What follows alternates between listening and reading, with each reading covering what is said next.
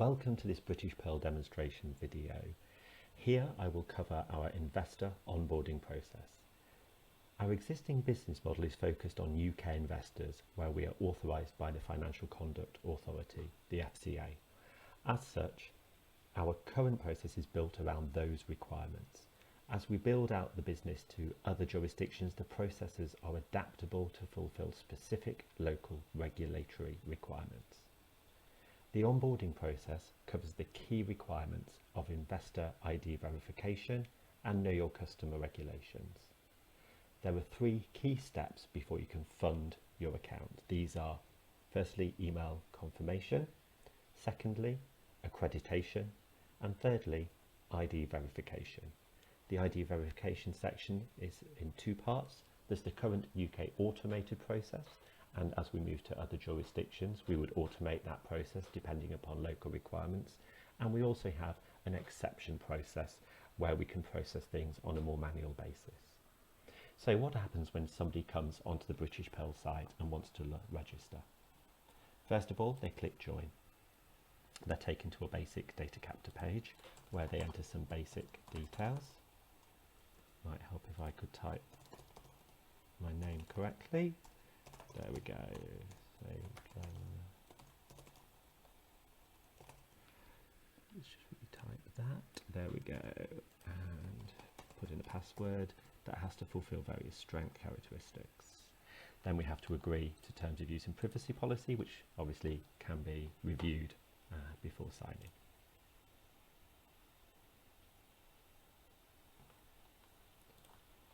There we go.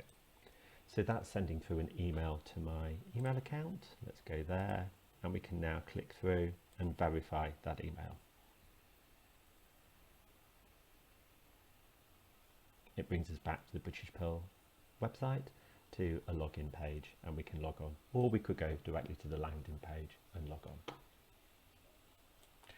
So that's the first step out of the way. That's the email confirmed. We now have to go through the accreditation stage, and this is again something that's prescribed by our local FCA regulator here.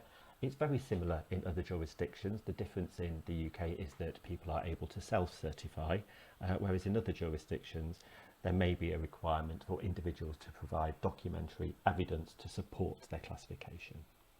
So there's three key classifications. We'll just select high net worth investor. There's a prescribed statement that the FCA provides, which we will be seeing again later. Now we have the accreditation quiz. The purpose of this quiz is again an FCA requirement, and it's to ensure that our customers understand the investment products that they're going into. In this case, the shares and the loans that we offer. It's about understanding the risk return profile, the income profile, the capital profile, and the liquidity profile of all of our investments. There are 7 questions that have been carefully curated in order to ensure that we tick all of the regulatory boxes. Now I'm just going to pause while I put in the answers. Okay, so hopefully I've put in those answers correctly. Now you submit them and we've passed the quiz. If you don't pass the quiz first time, you have a number of options. You can retake the quiz. But if you do fail it a certain number of times, then you will be locked out of it for a period of time, and you will be encouraged to visit our support section where you can review FAQs, key risks, and the glossary. And of course, our investors are always welcome to contact us either through chat, email, or telephone in order to discuss our investment offerings in more detail. So here's that statement again, which is language prescribed by the FCA, and we just have to sign and agree to that. Okay, so that's the first 2 steps out of the way. We've confirmed our email and now we've accredited. The next step is ID verification, and here we just have to put in some key details about ourselves, and then it will connect in to a credit reference agency in order to check my details and my address. So I'm just going to pop those details in there. Okay, so I've now put in those details. Let's submit them.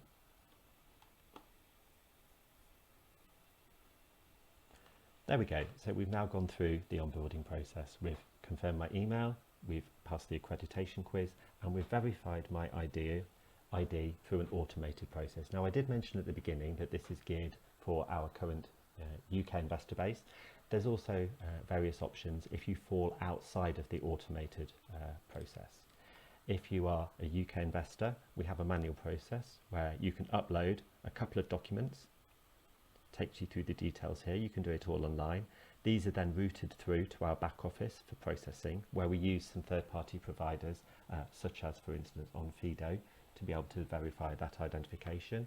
And then if you are an international investor from outside the UK, there's a very similar but slightly different process where you need to provide 3 forms of identification, which will then also be uploaded, sent through to our back office and handled on a manual process.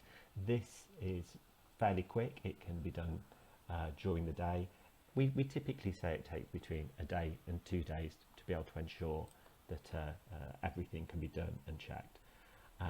Those manual process will also take place should an investor be identified as, for instance, a PEP, a politically exposed person.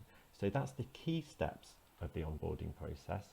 We're now going to take a look at how you add funds to your account. Okay, so there are several different ways I can fund my wallet. I can either do it via debit card or by a bank account. If it's via a bank account, I will be presented with the information for the British Pearl Bank details and a reference number here. This could work internationally as well as domestically, and when those funds are received in by British Pearl, there's an automatic reconciliation process that takes place between the client money account where the funds land and the investor account. And in order to attach your bank details to your account, there's a verification process that takes place. But let's just quickly go through the debit card funding. I'm going to fund my account with £1,000, and I'm just going to pop in my details, so just pause 1 second. And so let's just quickly fund the wallet, and there we go, we've added some funds into the wallet. I added £1,000. I just actually tested doing £1,000 before I ran it live on the recording.